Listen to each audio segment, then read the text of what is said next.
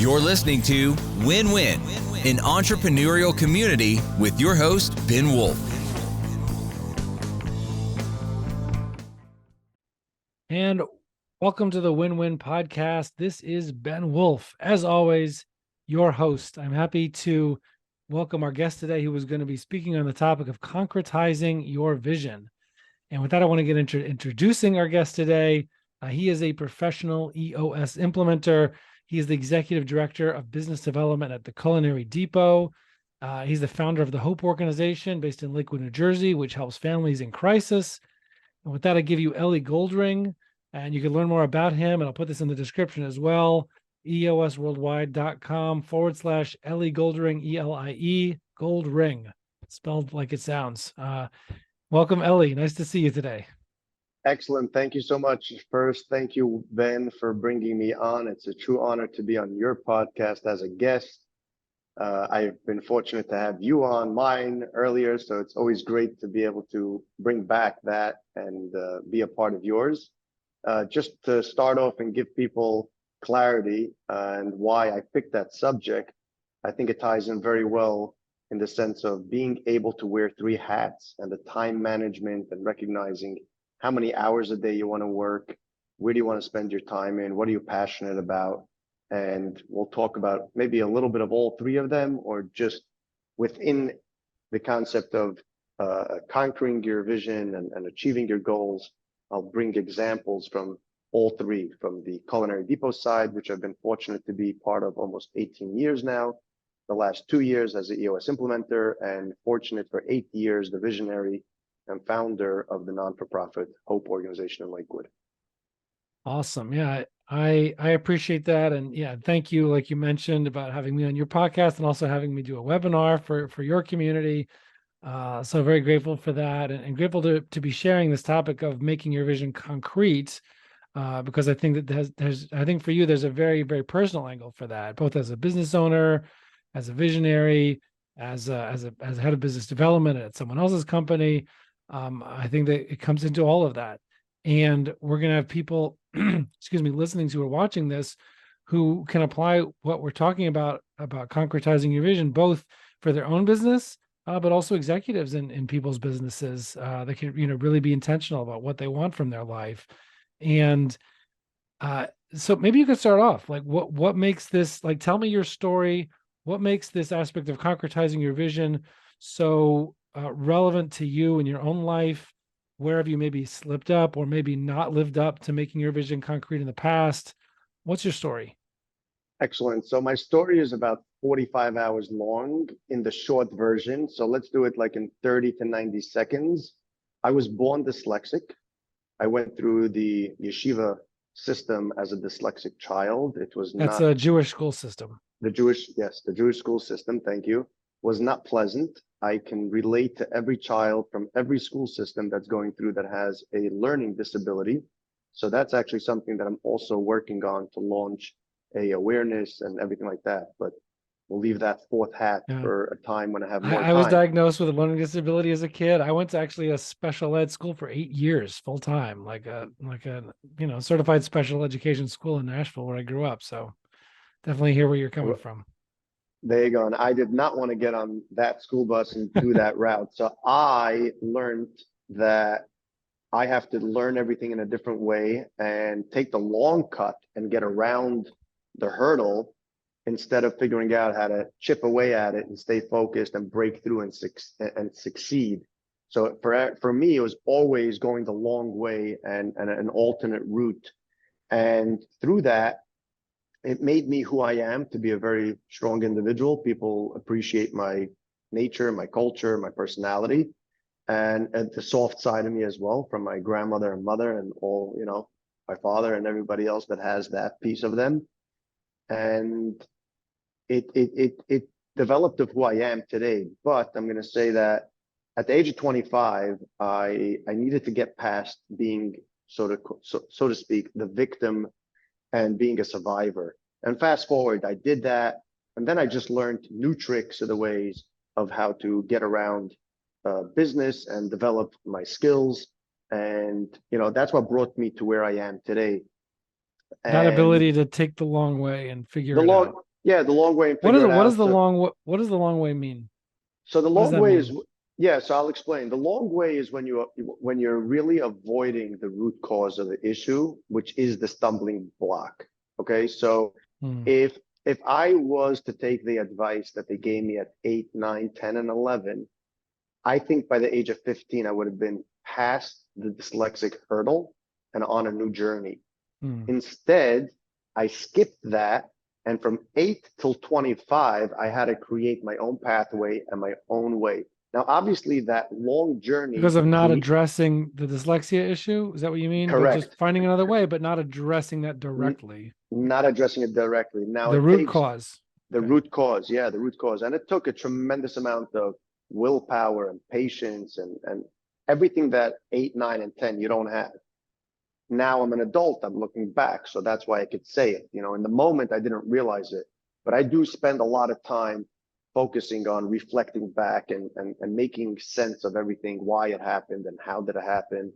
Um, and, you know, that's where I developed to become who I am. So I'm very grateful for who I am. And I know my weaknesses and my strong points. I know where the success can take me and where I fail. So I try to balance that to my best ability. Today, I do take on challenges face on, direct to the root cause, and I strategically understand what is it that it takes, how long is it going to take, and that's called. So I'm going to use that in the sense of your vision versus your dream, and setting goals, staying focused, being oriented, and celebrating your wins of getting through those milestones or those short-term tasks or goals that you have. For me, that's the new style. And that's what took me from that dream perspective and always being a visionary. Because from 8 years old already, I was a visionary because I had to do everything through the visual factor and seeing things in ways that others didn't see it because I couldn't read it from a textbook. Okay, so I tell everybody the 17 plus years in sales specifically, in Culinary Depot and some other past short careers that I had, I learned everything from the street. So I did not read or listen to any podcasts back then. I figured it all out.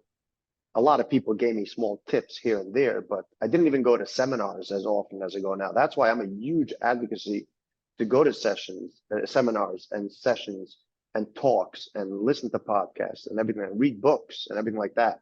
So that's where that passion comes from. The other thing is very interesting that I'm going to mention his name, Max Foster, who's the director of sales in Culinary Depot for many years now. He studied a little bit of my trend actually, and he found that I did not get excited when I got a new opportunity. I did not get excited when I brought in a new contract. I did not get excited when I finished a project. I did not get excited when I got my monthly paycheck commission. So what did excite me? What is it that kept me going? And it was overcoming the challenge. The more challenges I had and I was able to overcome them, that's what energized me. So up until 2 years ago, it was the long way of doing it. And I still got energized, but I overcame the challenges and I figured out my own ways of doing it, but not by hitting the root cause. The last 2 years, I focused 100% on the root cause and staying very laser focused. So almost like the long way is not being focused and just chasing a dream, having no idea what the destination is, how far it is, when I'll get there, versus right now, anything that anybody puts in front of me, very agenda driven, focused, and clarity in regards to what's the end result, how much does it cost, how much time is it going to take, who's got to be involved, what's everybody doing.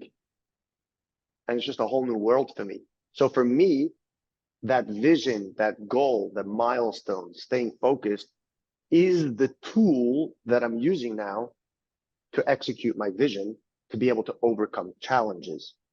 So As opposed going, to figuring everything out on your own. figuring everything out on my own, What? and it taking forever. I mean, things Right. took forever. I had New Year's resolutions every single year. I've never had goals. So I never conquered any of them. I did great in sales. I always surpassed my expectation of sales, but it wasn't like a sales goal. There was nothing to it. It was just a number. What's paint me a picture. What's the difference between a dream and a goal or a A, vision? fi- a final destination. One thing. Is One it thing. this? Is it the specificity? Is that the difference? Yes. Yes. So it's what we call SMART, right? Specific, Specific, measurable, achievable, realistic, and time bound. right? That's what it is. So the question you're asking me, I'll ask it, I'll re-ask it just to echo what you're saying is, what's the difference between the vision and a dream? And the answer is the goal. Making sure it's a SMART goal. It could be a big, hairy, audacious goal. It could be something small. The ultimate factor is it's got to excite you and it's got to keep you energized. I've just hung up the phone with a salesman that's in a bad position with his company due to a very large contract that the company got. Long story short, he is driven by money. And that's why his whole head is in a different place. And now he's disoriented, I call it, right? Versus being oriented and laser focused and continuing selling. I'm telling you that until he doesn't get that out of his head, he will not be able to sell his daily sales, and he's going to hurt his bottom line more than the actual compensation that he's expecting from this crazy deal that he brought in. So How that, have you? Well, I'm sorry. Go ahead. Finish your sentence. now I hope that sums it up a little bit in the sense of that SMART goal and a Right. That's the difference. clarifying vision. Right. Dream. If you're just a dreamer, it's not real. There's no specificity. There's no deadline. There's no specificity that you could clearly say and clearly know when you're either finished the goal or not finished the goal. It has to be attainable within the specified period of time. And if Yeah, it's not those things, if it's not smart, then it's just a dream. It's just vapor that disappears into the air. What can you give us an example? Like, where have you seen in your own life about a decision that you made recently because you decided, you know what, I'm going to go after a goal. I'm not going to go with this amorphous dream anymore. What's an example where you applied this recently in your life or in one of your businesses? yeah. So before I go there, I want to give you a little background from the sense that on that dream, you'll get there. You may be successful. You may become wealthy, but I don't think there's a fulfilling matter that you could tie back and track what you've done. It's kind of on the fly, whatever comes your way, whatever, it's just like freelancing. Something that I've done recently is to change where I want to get to. So in 17 years, I'd like to retire, and I'd like to be able to say that I finished 400 books. So the first 17 years of my career, I took all the street skill and applied it. And for the second 17 years of my career, I want to be able to take the education and the teachings of others and bring that together to accomplish my why. Now, my mission is to be able to help others identify their uniqueness to help others. Help others So, identify their uniqueness to help yet others. correct. I believe that, now I'm just going to say my number, 90% of people are employed and they're not doing what they love, and they have no idea what it is that they even love to do. They barely know, they don't know. So the society is missing out the talent of individuals that can do so much more in such a lesser time at a lesser cost in a higher impact, and the world's not getting it because people are just not doing it. So I'm going to give an example, okay? When I started my non-for-profit, I was sitting in all seats. Let's call it the marketing and sales, the operations and the finance. The finance was everything from fundraising, paying the bills, and managing the money. A year in, I got out of the finance seat. Okay. I hired a fundraiser. He came in. I called him my partner. It was phenomenal. We were on a great journey together. 2 years ago, almost, I brought in finally, after I read Rocket Fuel, okay, I brought in a integrator, a director of operations, a COO, to sit into those two other seats, the marketing and sales and then operations. I am 100% checked out. I am 100% checked out of that non-for-profit, other than being the founder and the visionary and taking care of the biggest problems and the biggest solutions and the biggest relationships and things like that. For instance, I went with this director of operations to an individual and I asked him for a $100,000 grant. While I was sitting in the finance seat and in the sales seat, I didn't have the courage, the clarity, the ability, the time to do the research to be able to do such a type of ask. So it's very simple. In my VTO of the founder / visionary of the Hope organization, that's a piece of my goal, is to do 5 of those asks this year. So you made it concrete. You made it not just oh, I should do more big asks. No, it's 5 big asks per year or whatever. No, five big asks for this year for us to be able to do 1.3 million. I know I have to be involved in. There's a lot of specificity in that. Yes, 8 specific fundraising events this year. So I know exactly how much time I'm allotting. I know that everyone knows clear what they need to do to accomplish that, so that we could together conquer and get there to be able to raise $1.3 million. Now, why is the goal $1.3 million? The goal really is to be able to help 100 families at $10,000. And believe it or not, there's a 30% cost to run the organization to be able to distribute $1 million in a healthy, responsible way. When we get to $1.6 million of distribution, we're hoping that it's only about 400,000. So we're trying to bring that cost down as we grow. As a percentage. But the point being that it's not just, oh, we need to do more, like we need to do more fundraising, or we need to give out more money to families. It's, for yourself, it was, I need to do X number of big fundraising asks, and we need to get to X amount of fundraising dollars. And that's it. You gave it specificity. And and it wasn't just a dream. It wasn't just a general ephemeral thing floating in the air. When I look back and I started, like, my dream was just to help people. I had no idea if I'm going to help one person. Like, there was no processes in place. So I don't know if it took me 2 hours to help someone or 20 hours to help someone. I don't know if it took me 10 hours to raise the money or 100 hours.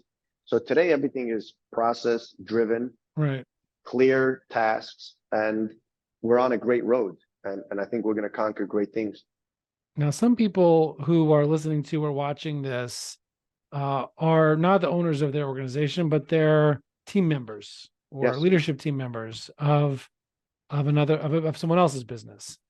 And I think you have a story recently about a business where you were in, and being much more clear than you were before about where do you want your life to go, like being much more concrete about your vision for your own life, and how that affected the business where you were in. Do you mind sharing that story? Yeah, so I'm going to tell you that, again, this dream of mine of where is it that I want to get to within Culinary Depot, and this new vision of mine to be able to retire in 17 years and have a 34-year career in one company.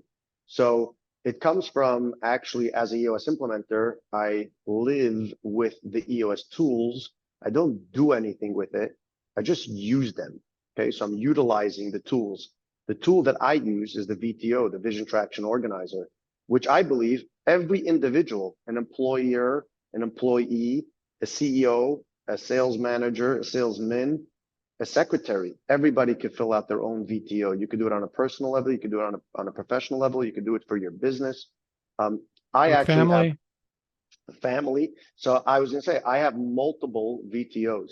Okay. I have a Culinary Depot VTO. I have a Hope VTO. I have an EOS VTO. And then I have a combined personal VTO, which is /family. And that's what brings it all together.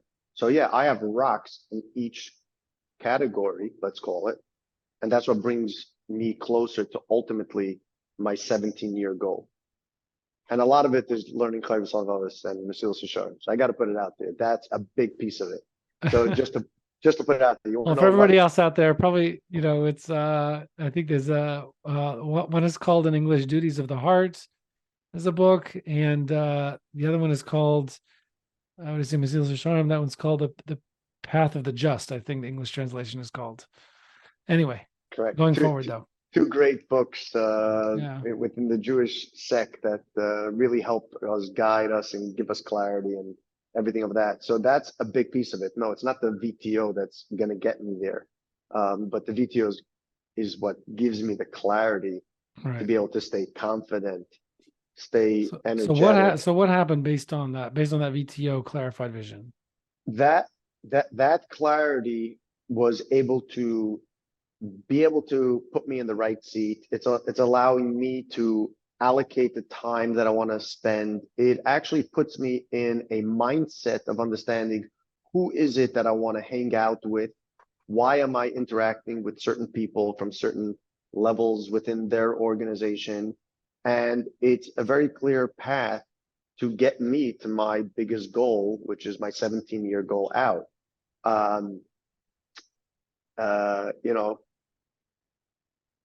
think the beauty of it is when I look back like 5 years ago, let's call it, when I was the most disoriented dreamer, like strictly a dreamer, no oriented factor in me whatsoever.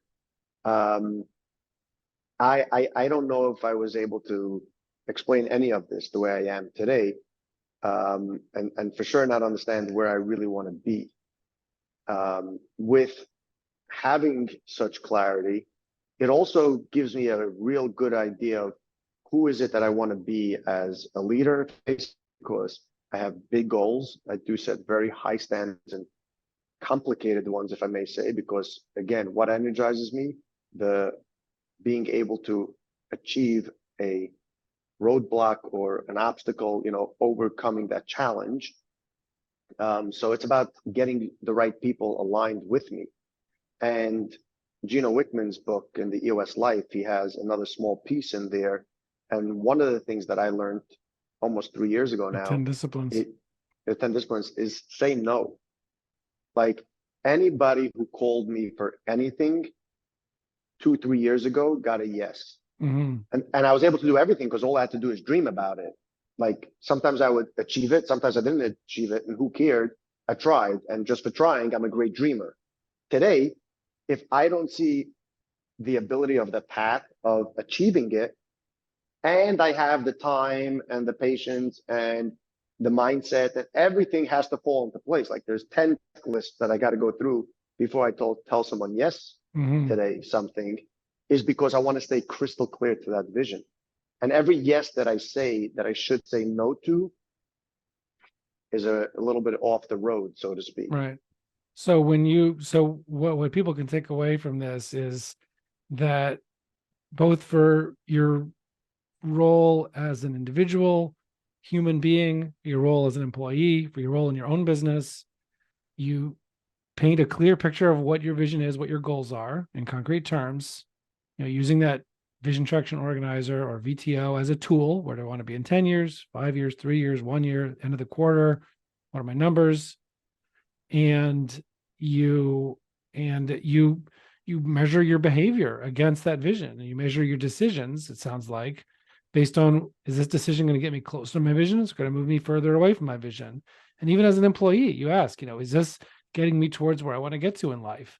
And you'll either keep a job or not keep a job, or renegotiate a job, or leave it if it's not going to go towards your vision, based on that concreteness of your vision.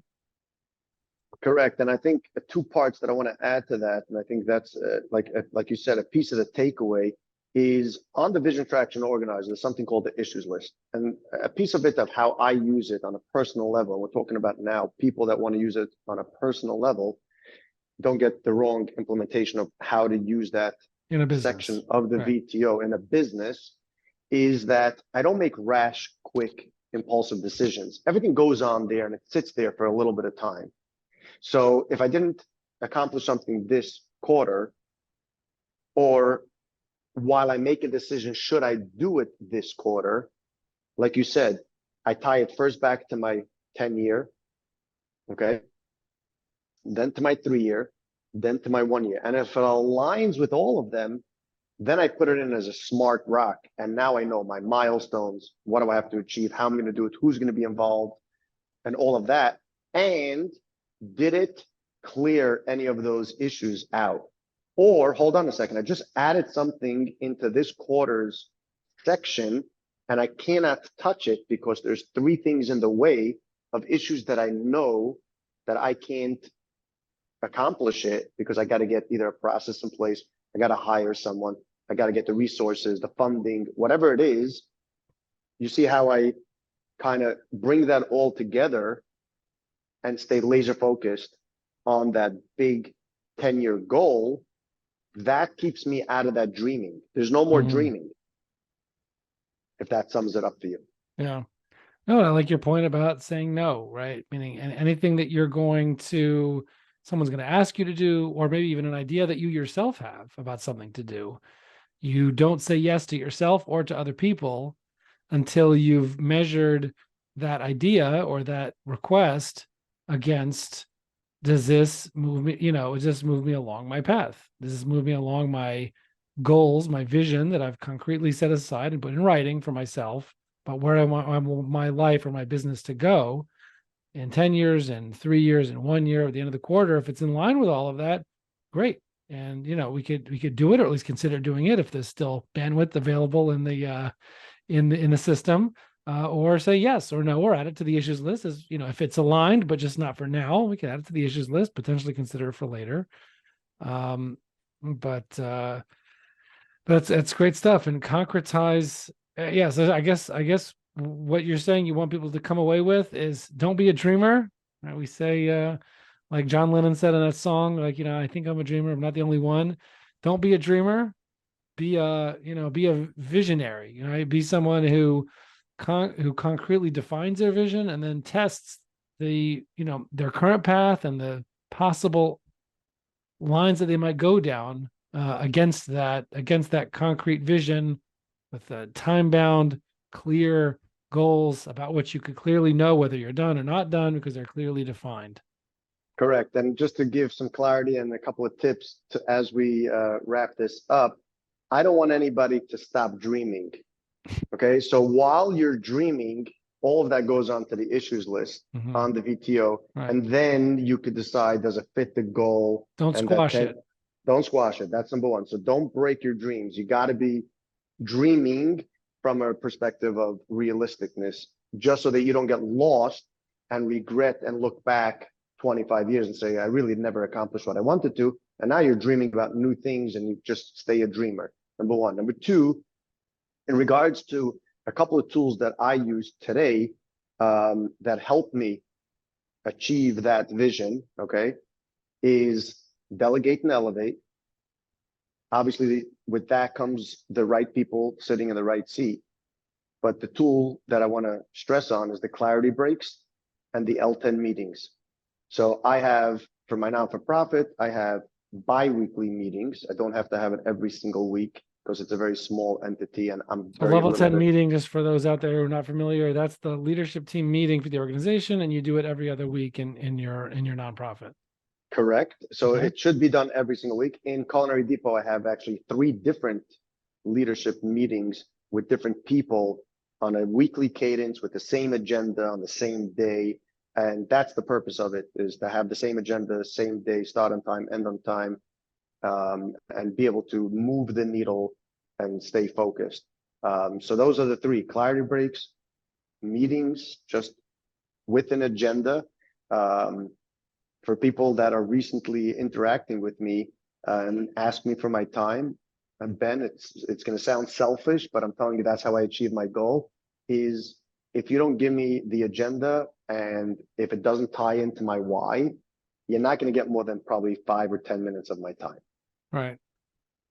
Makes sense. Yeah, it makes Yeah, sense. I started doing it more often. I think pretty much all the time, but clear, like, I ask people, what do you want to achieve from this? Like, what's the goal of this meeting? Or like, I just want to have like a clear outcome that's wanted or needed.